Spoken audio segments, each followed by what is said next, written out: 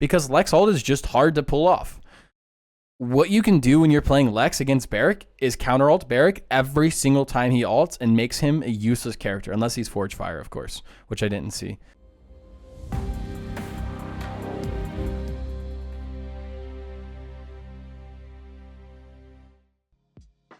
All right, so chat, what I'm doing now is we're gonna VOD review for Curse. All right, few questions, Curse. One, what rank is this? All right, let's get going on this. Number one, what rank is this, my friend? Plat. Okay, gotcha. Plat. I'm gonna look at the team comps first. Frozen. Lex on Frozen can be difficult if you don't play it right. Especially depending on what talent you're running. But you can pull it off. We'll have to see how it's played. They have 2 supports. Grok is not a good second support. That's interesting. I need to pee first. I should think about that. Need to pee and then we'll start. Let's see champion. Oh my god, it's a level 0 Grok. What the fuck? What the fuck? No shot. You're playing with a level 0. That's crazy. All right, see the build. Death Hastens. Cooldown of Pursuit. What is the cooldown on Pursuit? Oh, Pursuit. Yeah. So okay. First thing, build-wise, if this is the build you're going with, overall, reload speed doesn't get as much value as other cards, though I can understand it for Death Hastens. So I wouldn't really wouldn't change that card, but this card I definitely would not run. I don't think Pursuit's really worth it. Here's a good build for Death Hastens. This is one I run. This movement speed when you're playing Lex is fucking amazing. And then Wicked Don't Rest is insane. You always get your slide up all the time. Plus, instead of running reload speed, running something like Re-Equip, where you get 2 ammo all the time because you're dashing all the time, plus more movement speed. This is a build I would try and test out and play around with. Okay. 5, 4, 3. Generating ammo after right click. Is there a card for that? In my head, it's not worth it. Yeah, it's not worth it. This is a 15-second cooldown versus like a 4-second cooldown. Even with the internal, 3-second cooldown. Internal of 5, say you get it every 6 seconds, it's more valuable. You always run Re-Equip over right click. Because the cooldown of Pursuit is 15 seconds. So you just run Re-Equip instead. You get more value from it. You get it more ammo, you get more ammo. You start Nimble Caught. Like the item start, by the way. Love Nimble on Lex. You're gonna like the movement speed card. I would definitely go that. You're gonna feel the difference. You're gonna like Death Hastens with that movement speed card. It feels amazing. Starting off right side is not a bad idea. As long as somebody's playing with Koa. You did good flank here. Instantly on Grover. Nice. Like it's nothing. That's 2 in a row. We're back. Nice. You played that really well.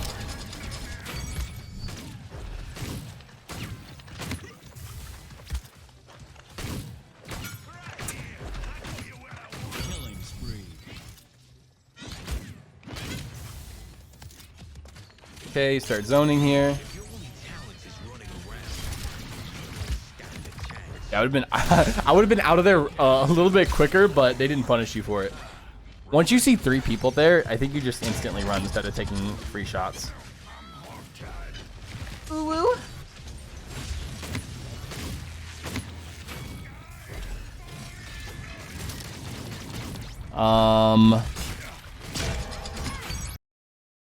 It's a small thing, but I get why you're jumping right here, but the other 2 jumps are kind of just messing you up at that point. But you did end up killing the Grok and getting a hit, but I would avoid jumping on Lex as much as you can. Try not to jump like at all. You have very high sense, don't you? Which I don't think is a bad thing, but I could definitely tell. I think on payload's fine here. As Death Hastens like, typically you just want to poke and then look for your time in, so you don't always have to be flanking constantly. So you doing this here is actually a really good thing. You could always go right side to draw some pressure over there, but then you'd be split from your Damba a little bit. You'd have to think about that. So like right here, it wouldn't be bad if you just started going right side at this point. If you like dashed behind you to the right and got in the tunnel. Well, after these Grover shots, now you start rotating into the tunnel to your right and getting a different angle. That would overall help your team more. It just pulls attention. It allows them to make plays, and if they don't look at you, you make plays. But again, snowballing isn't bad. Like grouping like this isn't bad. I like this play. Risky though. So here, a little bit more awareness would have saved you from ulting. But the ulti I don't think was bad. It was just really risky because your healer died. Here, you have to pay attention and like know when your teammates die. So if your healer dies here, I don't think at any situation you should be ulting. Once your healer dies and like you don't have picks, even though they're low, there's a possibility you get 1 or 2 with your ulti. Sure, but you don't have a healer and they have respawn advantage. So once you notice your Damba dies here, you never use ultis on a push like this. Especially with a healer. With a DPS dead and they're low, you honestly can justify using ults.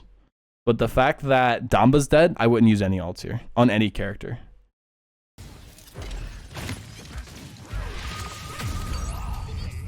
Instead of going Nimble 2, I would totally save for Caught 3 here. I ain't had a night that rough in some time. Since they have double support, I wouldn't put anything more into besides Nimble 1.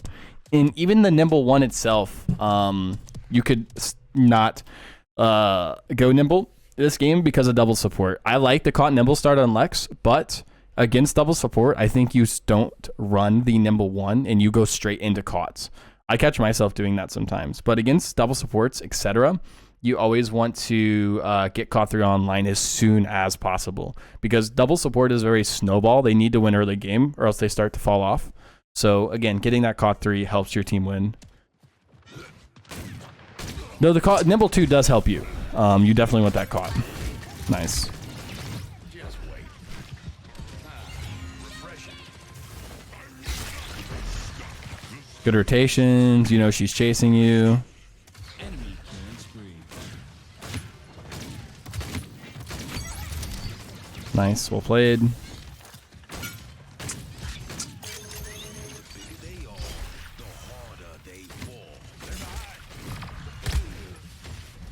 That was a little bit too ambitious. That was definitely ambitious. Because at this point, the only thing you realize, the information in front of you, is they're all full health and over there. So if your team's on your right, you just dash back to your team here. Sometimes dashing into their backline is better. I don't disagree with that. But if they were low, you see they're all full health here. So, like, you just go back to your team. If one of them are low or 2 of them are low, you dashing into their backline is actually a really good play. So this isn't a bad thing to do. It's just situationally, it's not good here because they're full health. Realizing why it was not good in this scenario is, can't talk. Realizing why it's not good in this scenario is important. But yeah, this play is actually a good play though, if they were low and if your team follows up. That's one thing we did in Pro League all the time is told our DPS to go to their backline. Go to their backline and die back there or trade a kill because that makes a ton of space. But yeah.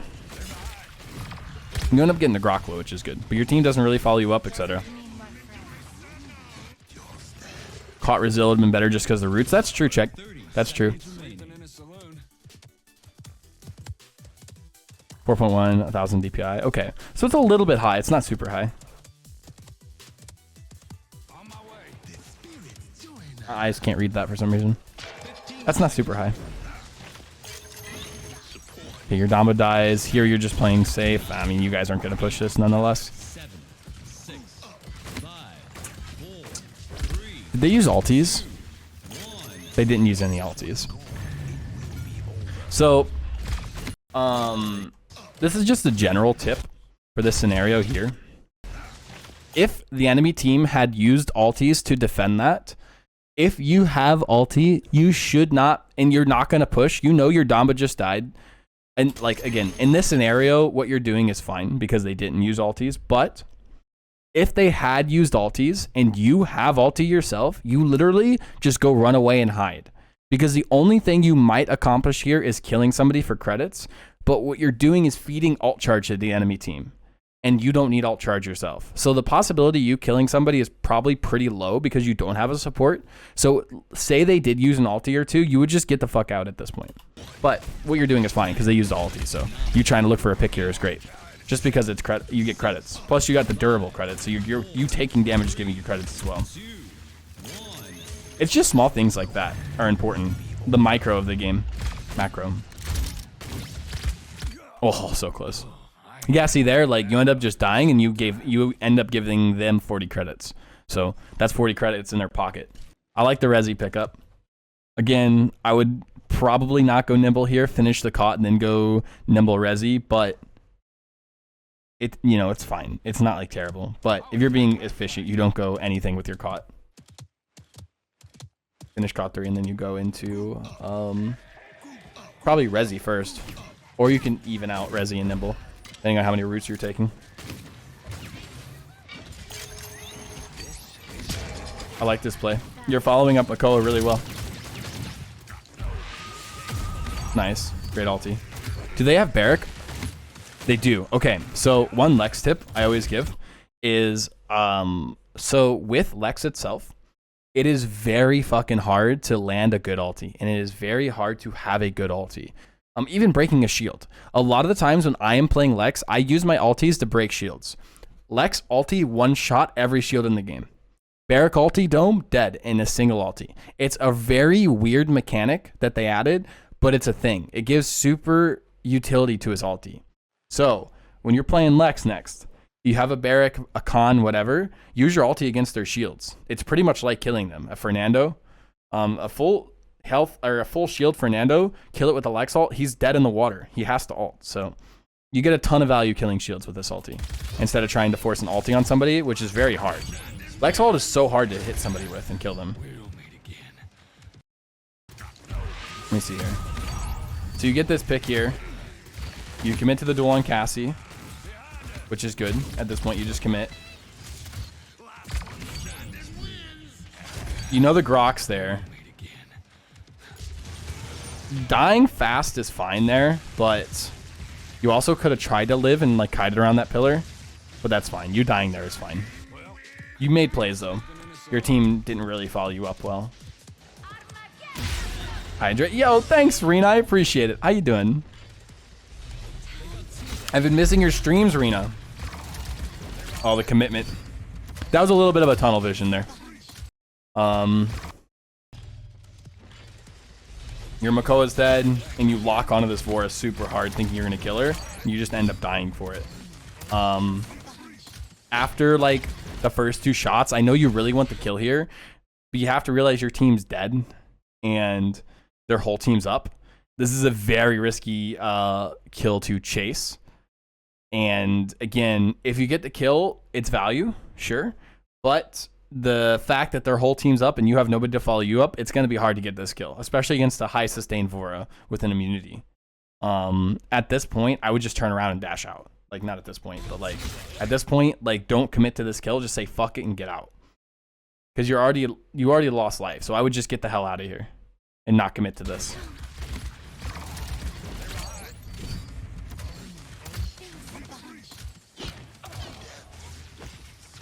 By the way, Curse, any questions you want to ask or like any like clarifications, let me know. 55, yeah. Caught 3 is super important, especially against double support. You always want to get caught 3 first. And a Vora too, holy shit. Caught 3 Vora and an Exaction Cassie and Barrack. They have a ton of sustain on their team. Because most Exaction Cassies run heal on dash. And most Barracks run heal on turret or heal on dash. Some don't. I don't think it's fully like they have to run it. But yeah, caught 3, you definitely should add caught 3. I already said this, but yeah, definitely caught 3 this game earlier. And Vora too. Vora is super high sustain. But yeah, any questions, Curse? Feel free to ask. Questions, clarifications, etc. as we go through this. And you too, chat. Anybody. Questions, clarifications, let me know. I will answer anything. Or if you think I'm wrong, tell me. Willing to discuss things I say. Oh, nice try.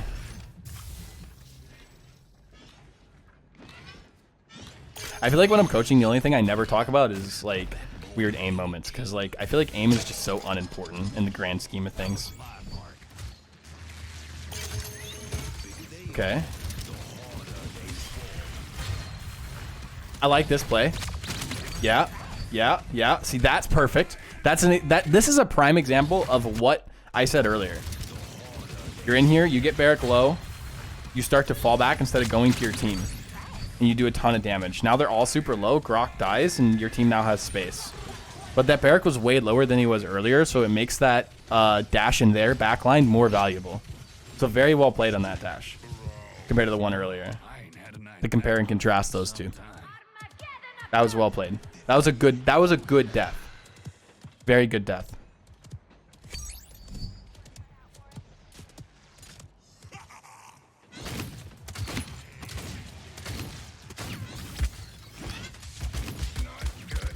They're pushing.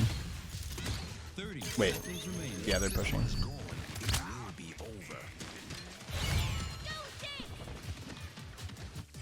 By the way, chat, some people actually don't know this. I realized in the past. So up here, if you ever want to look out for back doors, see this diamond up here? You can always tell if somebody's on payload because it just turns red.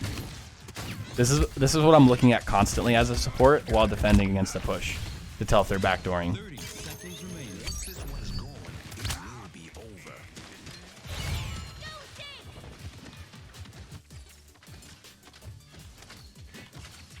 That was a fine death. You died zoning. Sometimes it's better just to just die in the zone and respawn.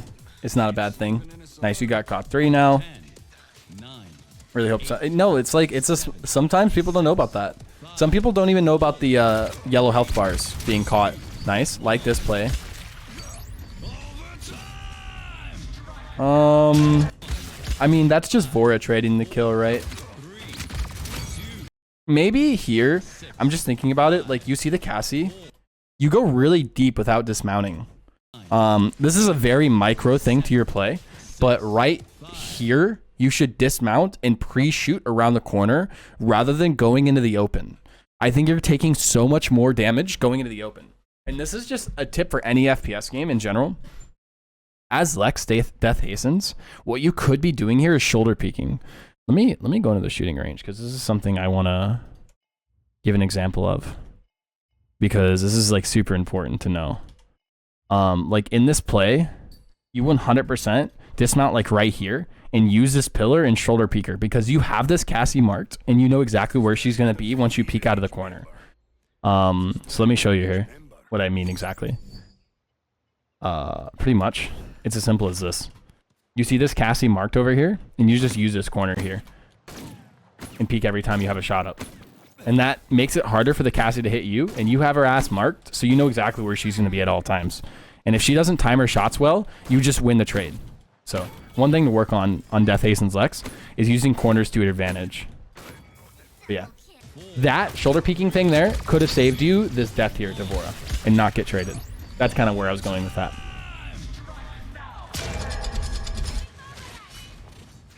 Damba, hello, wake up.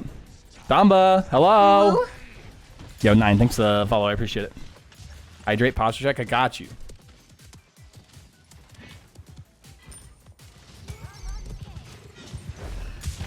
You see Barrack marked.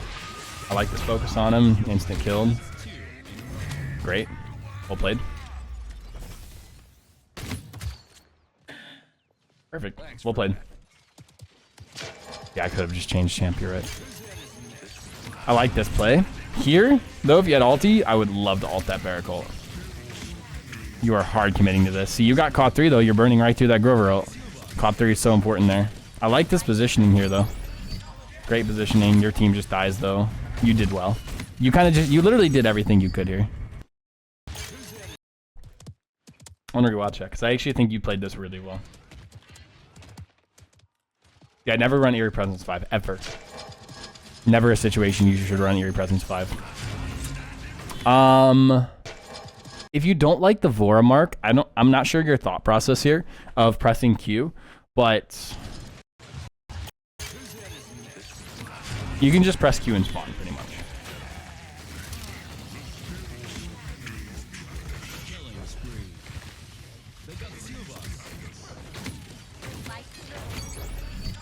Yeah, you played this really well. Good positioning, great. Yeah, Eerie Presence 4 is the highest you should ever put it. Why do you use the heal for 15 when using spirits? Because it's a lot of sustain over time. And like if you're still trying to spam damage, you get a lot of health out of it over time. And it makes you not want to just sit out of combat. And you don't have to force sit out of combat. And sometimes you take it's good.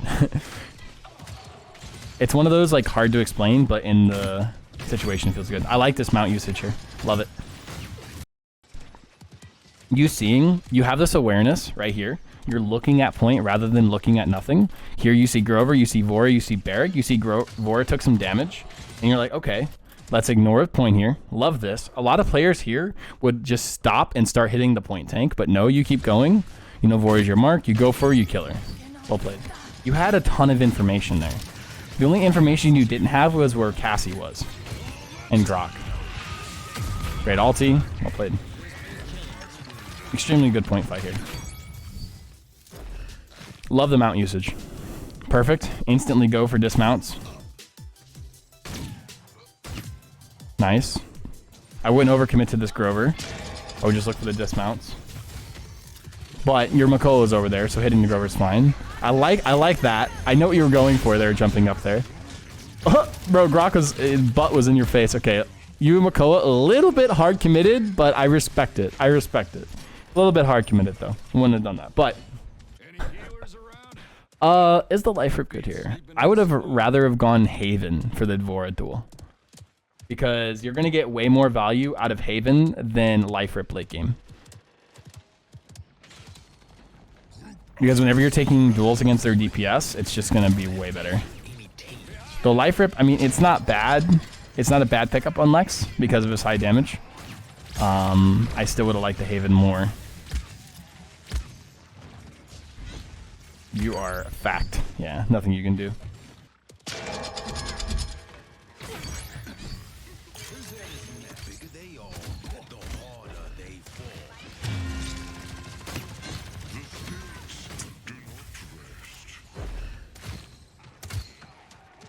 Okay, I like this play. You instantly go for the Cassie. I don't like you walking at her though. I think again here, I think you just stay here. You stay in this room and you just fight her from this room, because if they instantly turn on you, you walking on her right now, you're dead. If their team like has ears and a headset, you're probably dead, and now you have to dash even further to get away. So honestly, I would take that fight from in that room, because you're getting the same damage no matter what, from in the room or outside the room. I would definitely stay in the room for this duel. You end up coming back into the room, but it's still the premise. If their team turned on you, if you're walking at them like this, you would have died. But again, you didn't. You didn't get punished for it because low ranks. I tell you what, I do something on Lex, high rank, I am dead. Nice, well played, well played.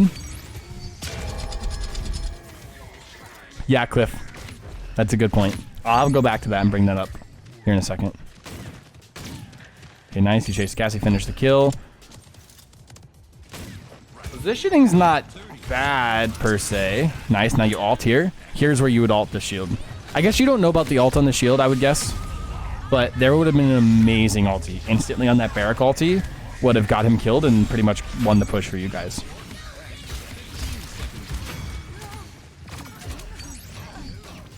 Oh, no, nice try. Nice, good shit, though.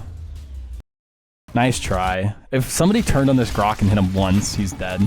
But yeah, so like here, definitely would have altered the Barrack ult. So fucking, it is so OP as Lex. Like, this is overpowered.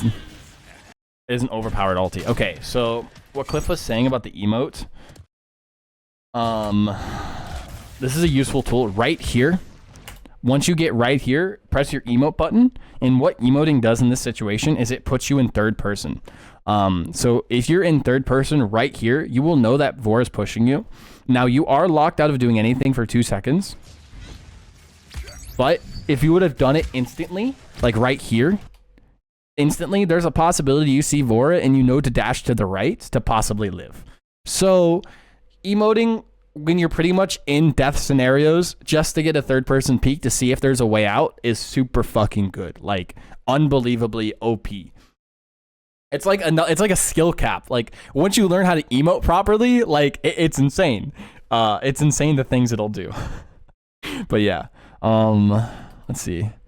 The biggest thing I would work on, besides like the small micro stuff I noticed, because you played really well that game, really good mount usage, etc., was taking fights from around corners, especially when you have somebody marked, and even not like using the shoulder peek to your advantage, because that's one thing Death Hastens does for you is allows you to shoulder peek more. And it allows you to stay a bit hidden while doing as much damage as you can because his shots are 0.7 seconds in between. So as soon as you start shoulder peeking more and timing your shots around corners, you're going to take less damage and you're going to have better positioning. Outside of that, I don't know. You played really well. Using your ultis, better ult usage onto shields, and the more trying to use it more util. I know you got value out of your ults, but using that ulti on shields would be amazing. I think this will be a video, by the way, Curse, and everybody who would want to rewatch this, if it helps. I will make this into a video. If you're cool with that, Curse. If you don't want me to, I won't. So, hey, YouTube. Hey, YouTube. Hi, YouTube. Learned a lot from this session. Very chill with it. Nice. I'm glad to hear. Like, I think tanks are the only ones sometimes I can struggle on, but I do have a coaching Inara video, so I felt like I did pretty decent as, like, I know how to coach point tanks and, like, off tanks, so, like, yeah. Any questions in the future you have for me, let me know. But, yeah. Good. I'm glad you learned a lot from it, because there's a lot of, like, I think it's macro play is good, but, like, the micro things you do, no, I think it's the macro things you do, like the shoulder peeking, etc. Those are just the small thing. Hell, I've learned a lot. That's what I'm saying. Like, this is why the coaching content's great, because it's not just like it's great for the person who specifically you're coaching, but like it's good for everybody too.